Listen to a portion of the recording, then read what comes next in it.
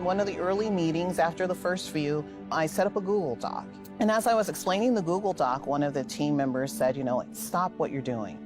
And I was kind of, taken aback. I was, okay, listening. And they said, what you're doing right now is you're white speaking and you're white-splaining. All right. So what do we got going on here? Well, this rather progressive looking woman, who looks like she's also part black, probably part white as well, was just told that she is white speaking and white splaining, because those are bad things apparently. So I'm guessing that you don't have to be white at all to white speak and white splain. Otherwise, she wouldn't have said that, right? I'm wondering, curiosity here. Since I'm white, right? You can make the argument I'm mixed according to the progressives, but I'm white. Can I explain things in a way that is not white splaining? Can I speak in a way that is not white speaking? I'm assuming that I can, because I've heard white people speak in a way that I would not consider white, but that's neither here nor there. The real issue here is this woman has suffered tremendously because the woke eat their own. Let's watch. But before we get into it, don't forget to like, comment, share, and subscribe. Seriously, click that like button. It only takes a second. It doesn't cost you anything. White-splaining. To have myself as a racialized black woman, called being a supporter of white supremacy, it felt very bad and wrong. Well, the thing is, you shouldn't feel bad about that, because really, white supremacy is not really a thing. I mean, there are probably some groups who are like, yes, white supremacy, we need it, rah, rah, rah, rah, white supremacy. But those groups are the minority. The faculty director for the Office of Equity, Social Justice, and Multicultural Education at DeAnza was a job posting that I saw. And going through the interview process, it seemed like it was a place that was very open. So I was just thrilled, to have this opportunity. Yes, it's very open. It is very open. As long as you're not white, as long as you're not male, you can do whatever you want to do. It'd probably help if you weren't straight too. To be able to share the things that I had learned over, 30 years in this field. To me, even if I disagree with someone or we have a difference of opinion, I can still work with that person. But unfortunately, my office mates and my supervising dean did not return that collegiality to me. Well, that's how the woke are. You're not supposed to. You're supposed to toe the line. You have the ideology. It's an ideology. That's why there's no give and take. It's hard. I became persona non grata. I was not welcomed. I was undermined. I was actively excluded because I was identified as someone who was not focused on decentering whiteness. This was a term that came up constantly. One time we were talking about decentering whiteness. So whiteness can't be the center of our focus. We can't have anything that's white. Okay, that's fine. If you people want to decenter whiteness, I got no problem with that. But you need to give up everything that white people invented then. You need to give up all forms of whiteness. In other words, leave the country, because this is a country that was founded by white people for white people and is white in majority. And English is a white language. Now, Old English and modern day English are very different. You couldn't understand a person who's speaking Old English without training. But you want it this way, then get the hell out of here. No, but what they want actually is they want to have the high standard of living that you see in white countries with their own backwards cultural heritage shoehorned in. And in this case, it's even worse because it's not their own backwards cultural heritage. It's some sort of weird new modern ideology that they want to have pushed into place and seen as the pinnacle of human understanding, which is it's just not. It's regressive BS is what it is. One time we were talking about the Women, Gender, and Sexuality Center. And Women, Gender, and Sexuality Center. Men aren't included in that. No, women, gender, and sexuality. And I say men aren't included in that, even though gender is part of that, because we all know what they mean when they say gender. They mean gender identity. They don't mean male and female. They mean gender identity. Ridiculous. And one of the coordinators had gotten a complaint that white faculty members were saying they didn't feel comfortable coming to the center. And so my team started to talk about, what are we going to do about that? And she said, nothing. She said, we haven't made this space for white people. It's for people of color. It was. You know what? So I run into this sometimes in my life.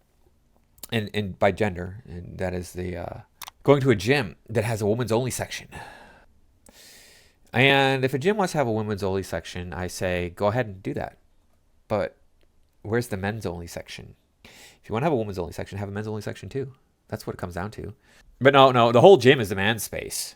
The women need to have a special space for them so they're comfortable. And I understand, like, perhaps from a point of view of economics, the gym feels like it's benefiting because it has a space that is designed specifically for women, so that when women come to the gym, they feel like they are safe in a place that they can work out in without men leering at them or men pushing their way through things. Because all of us people who go to the gym, all of us men who go to the gym, we're all a bunch of big knuckleheaded bruisers who just want to push women out of the way to take what they got to use for ourselves, which is just not even remotely true. Most of the people, especially like the bigger guys at the gym, are usually really nice. Not always, but it's usually like the guys like me, the smaller guys who are the jerks at the gym. So, but the thing is look, that's illegal. Like, for a gym to have a women's only space, that's actually a human right violation and it's illegal. So if you do that, don't be surprised if you get a lawsuit against you. It was clear that we were operating differently and had different approaches, and my approach wasn't allowed to coexist with the approach that was preferred by a small but vocal group of individuals. Is it really a small but vocal group? Is it really, I mean, in these positions where you're talking about fairness, it's usually not fair at all to white people or men. From the beginning, my tenure review process was subverted for purely ideological reasons. As I would be observed by evaluators, I would receive feedback that, didn't align with what actually took place in the workshops, and that attacked me for the approach that I was using, basically. One of my evaluators actually used profanity with me and told me how inappropriate and dangerous I was. They said, "It's a danger what you're doing." 2 weeks before the committee convened to tell me whether I would advance to phase 2, which is this present year, I was told that we will be voting to not recommend you and it will be unanimous. Well, then it's not a vote, is it? And how is it dangerous to be all-inclusive? Well, we know how, right? Because we can't have the evil white man sticking his nose into things because that's dangerous. White men are just so dangerous. We're the most dangerous animal on the planet, as the movie told us, right? The movie told us. What was that movie? The Magical Negro or something stupid like that.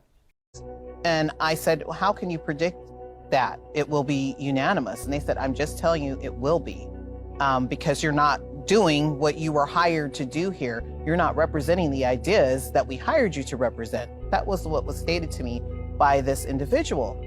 In phase 1, Foundation Against Intolerance and Racism, legal team. So the pro-human answer to intolerance and racism here. And we see a variety of different races and both genders represented here. So they know they're supposed to have all genders represented, but I don't know, or all races represented. So I don't know what the deal is.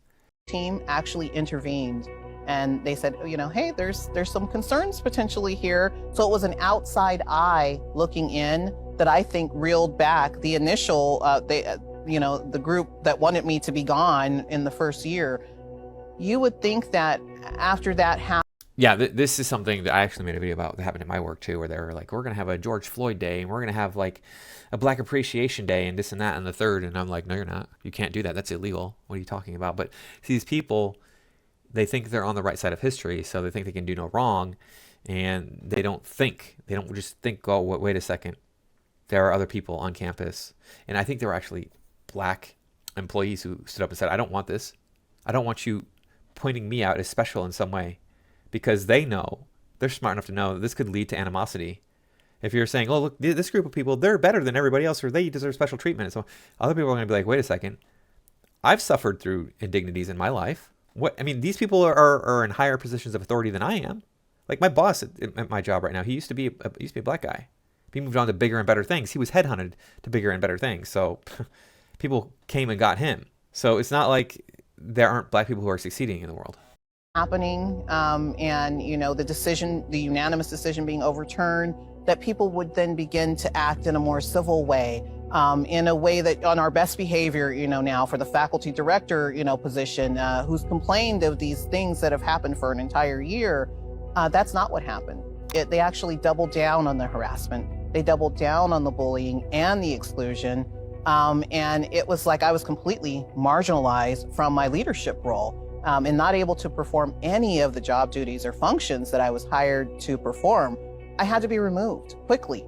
I was told directly, you are undermining everything we've worked for around anti-racism here. And I even told, one person, I said, why can't we coexist? Exactly. I mean, the thing is they want it to be all people of color and no white people. White people are bad. They got to get out. I'm like, this is just racism against white people. They said that she was removed. So she was terminated for not being racist. I would be talking to some lawyers immediately after that. Why does it have to be, with us, or you must go and you must be eliminated and neutralized? I feel like the push out efforts that were attempted from, my first weeks in have finally succeeded. At one of my tenure review meetings, I told them, I said, I'm not going to resign. This is work that I'm committed to doing. I plan to retire from here. That was my plan, to stay there through retirement. And so I wasn't going anywhere. As difficult as it got, as rocky as it became, I accepted that as part and parcel of the work. That's what transformative work is. My last day at DeAnza is June 30th. I'm quite sad about it. I feel like work was just getting started. I think, to me, the threat to our democracy of not speaking up, of not saying something, of not working with other similar-minded individuals are too great. This is like a moment that we have that we can make a positive change, not just in our local communities, but in the nation. It's a world where every person feels free to be themselves and that they're not going to be canceled or eliminated for having a viewpoint that's different or for having an approach to things that are different. There's space for everyone here. And I think that the work that's being done to elevate that importance of civil liberties for all is something that's so crucial and that I hope that we'll continue to contribute to and to advance. It's so needed in this time that we find ourselves in. All right. Well, there's that. Now, I'm just going to end with this. Multiculturalism doesn't work. Thanks for watching. I'll see you in the next one.